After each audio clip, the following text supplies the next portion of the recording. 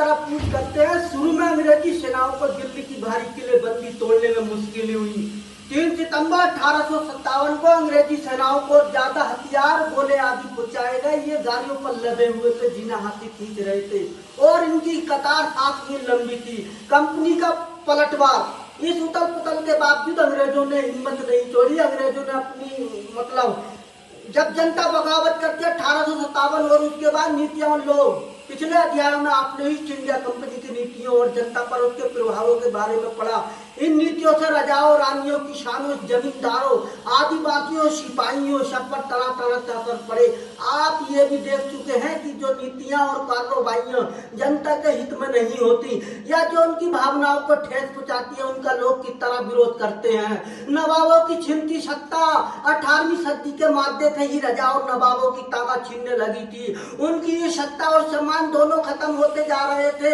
बहुत सारे दरबारों में रेजिडेंट तैनात कर दिए गए थे। स्थानीय शासकों की स्वतंत्रता घटती जा रही थी। उनकी सेनाओं को भंग कर दिया गया था। उनके रास्ता वसूली के अधिकार वह इलाके के करके छीने जा रहे थे।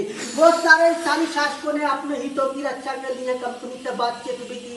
उदाहरण के लिए झांसी की रानी लक्ष्मीबाई चाहती थी कि कंपनी उनके पति की मृत्यु के बाद उनके गोद लिए हुए बेटे को राजा मान ले। पेशवा बाजीराव जैसे के दत्तक पुत्र नाना साहब ने भी कंपनी से आग्रह किया कि उनके पिता को जो पेंशन मिलती थी वह मृत्यु के बाद उन्हें मिलने लगे।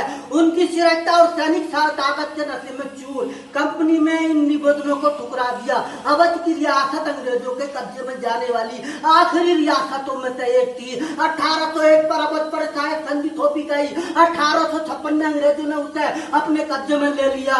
गवर्नर जनरल डलहौजी ने ऐलान कर दिया कि बहादुर शाह जफर की मृत्यु के बाद उनके बादशाह को किसी को बादशाह नहीं माना जाएगा। उन्हें केवल राजकुमारों के रूप में मान्यता दी जाएगी। किसान और सिपाही, गांवों में किसान और जमींदार भारी भरकम लगान, कर वसूली के सख्त और तरीकों से परेशान थे। बहुत सारे लोग महाजनों से लिया कर्ज नहीं लौटा पा रहे थे। इसके कारण की पीढ़ियों पुरानी जमीनें हाथ से निकलती जा रही थी। कंपनी के तहत काम करने वाले भारतीय सिपाहियों के असंतोष की अपनी वजह थी। वे अपने वेतन भत्तों, सेवा शर्तों के कारण परेशान थे। कई नए नियमों, धार्मिक भावनाओं और आस्थाओं को ठेस पहुंचाते थे। क्या आप जानते हैं कि उस जमाने में बहुत सारे लोग समुद्र पार नहीं जाना चाहते थे। उन्हें लगता था कि समुद्र यात्रा से उनका धर्म और जाति विरक्त हो जाएंगे।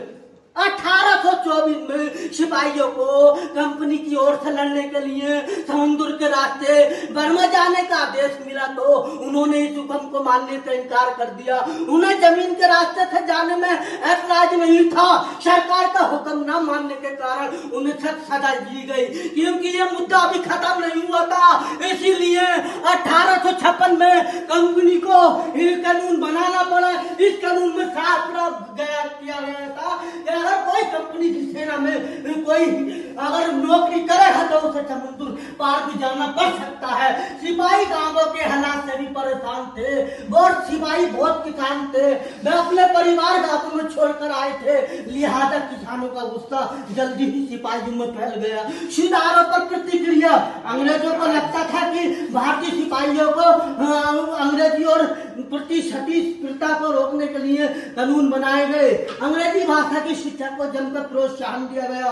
1830 के बाद कंपनी ईसाई मिशनरियों को खुलकर काम करने की अनुमति दी और प्रावधान किया गया था अगर आप नहीं